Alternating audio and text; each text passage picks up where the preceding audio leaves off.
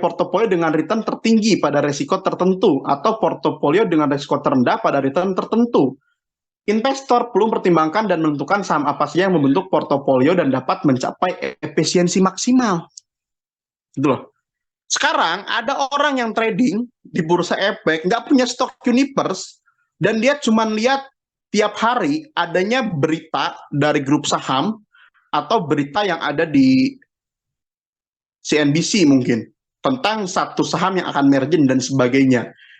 Ini udah bakalan hancur. Apa dia nggak ngerti tentang hal ini? Gitu loh.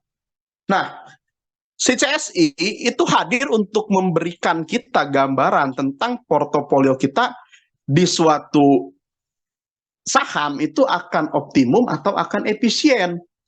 Gitu loh. Harapannya kan kita bisa efisien di suatu emiten. Makanya ada depresiasi resiko pada teknis penggunaan stock bar. Dan ada pelepasan resiko yang cukup tinggi pada strategi winner bar. Itu loh, itu dua-duanya tuh kunciannya tuh. Nah, tipikal return yang kita ambil itu ada dua juga nih. Ada abnormal return dan juga ada normal return. Nah, kalau kita tidak punya stok Universe, kita akan sering ingin masuk di saham-saham yang punya peluang kinerja abnormal return. Ya tadi saya bilang, sehari pingin naik 25%. Tapi abnormal return ini berlaku juga untuk gain ataupun loss. Jadi kalau dia bisa naik 25% nih emiten nih, dia pun bisa turun 25% dalam satu hari. Kalau kita masuk di abnormal return dan niatnya trading, saya pastikan hancur. Tapi kalau misalkan niatnya spekulasi, lain cerita.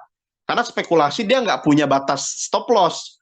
Tapi kalau kita menggunakannya sebagai salah satu cara untuk trading dan kita menaruh stop loss di sana, itu kejadian kayak yang kemarin saya ceritakan. 200 juta jadi 15 juta. Kenapa? Karena dia nggak punya batas stop loss. Batas stop loss dia terhadap abnormal return yang terjadi di emiten. Kalau naik 25% set take profit, kalau dia turun, ARB 3 hari 3 malam, ya equity saya habis semua.